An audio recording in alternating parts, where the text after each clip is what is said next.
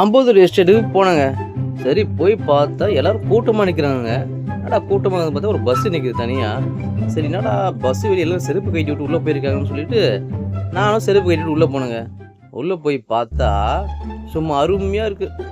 அது அருமையாக இருக்குது. யார் பண்ணது பார்த்தா நம்ம தலைவர். சொல்லவா வேணும்? புது திட்டம் இது. பார்த்தீங்கன்னா ஒரு 70, 80 அவங்களுக்கு தெரியும். என்னது 70, 80 அவங்களுக்கு தெரியும். கோயிலை பாருங்கள், அந்த டிராஃபிக்கை பாருங்களேன். அப்புறம் டிராஃபிக் இல்லை ரோட்டில். இப்போ பாருங்கள் டிராஃபிக் பயங்கரமாக இருக்குது. தேர், வள்ளூர் கோட்டம் தேர் பார்த்தீங்களா? சும்மா அருமையாக இருக்குது. ஐயோ இதெல்லாம் தெரியுதா?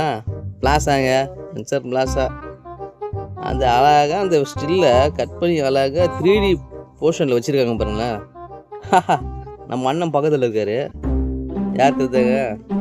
LIC building. பக்கத்து அண்ணன் நிற்கிறாரு, நிமிர்ந்து நிற்கிறாரு அருமையாக. இது பார்த்தா அது டபுள் டோர் பஸ்ஸுங்க. அந்த காலத்தில் அருமையாக பண்ணி வச்சுருக்காங்க பாருங்களேன். செம்மையாக டிசைன்லாம் பண்ணி சர்ச்சு பாருங்களேன். சொல்கிறதுக்கு வார்த்தையே இல்லை. அந்த காலத்தில் அழகாக பண்ணி வச்சுருக்காங்க. 70, 80 சர்ச்சை.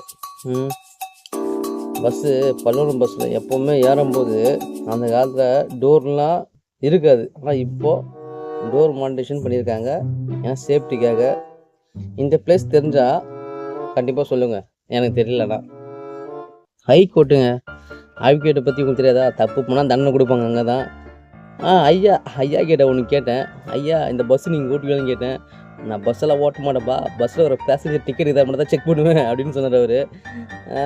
சரி ஓகேங்கன்னு சொல்லிவிட்டு அப்படியே இந்த பக்கம் திருப்பினாங்க கேமராவை. பார்த்தா மேலே ஒரு சிசிடிவி கேமரா இருக்குது. எங்கே இதெல்லாம் பார்த்துட்டு உடைச்சிருவாங்களோ, ஸ்க்ராட்ச் பண்ணுறோன்ட்டு அதுக்கு ஒரு சிசிடிவி கேமரா இதுக்குள்ளேயே இருக்குது ஒன்று.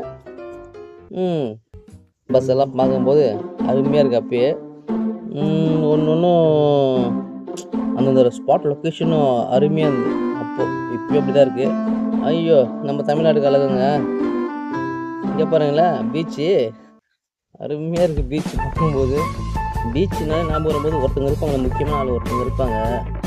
அவங்க எப்போ பார்த்தாலும் கோவம் போடுவாங்க. சரி நேரத்தில் வந்து மதுரை எரிச்சோம் வந்துட்டாங்களே இவங்க தான். இவங்க ஏன் எஸ்டேட் போலீஸை பார்த்து கை கிட்டுறாங்கன்னு தெரியலையே. ஸ்டேஷனை பார்த்துட்டு ஒரு கேஸ் எதாவது கொடுப்பாங்களோ. காப்பு கையில் வச்சுன்னு இருக்காங்களா? சரி பார்ப்போம் என்ன தான் நடக்குதுன்ட்டு. அதுக்கப்புறம் இது என்ன, இது பக்கத்தில் புதுசாக ஒரு பஸ் இருக்குது. என்னப்பா இது மினி பஸ் மாதிரி இருக்குது அழகா. என்ன விஷயம்னு பார்த்தீங்கன்னா மினி பஸ்ஸு இது மாதிரி ஒன்று விட்டுருக்காங்க சென்னையில். சொல்கிறேன். அதுக்கு முன்னாடி என்ன விஷயம்னா லைட் ஹவுஸ் பக்கத்தில் இருக்குது, அதை பார்த்துக்கலாம். லைட் ஹவுஸில் அழகாக புதுசாக அப்படியே இருக்குதுங்க. ஓகே நம்ம இந்த விஷயத்துக்கு போகலாம். இப்போது பார்த்தீங்கன்னா இப்போ இந்த மினி பஸ்ஸு வந்து ஒன்று சென்னையில் விட்டுருக்காங்க.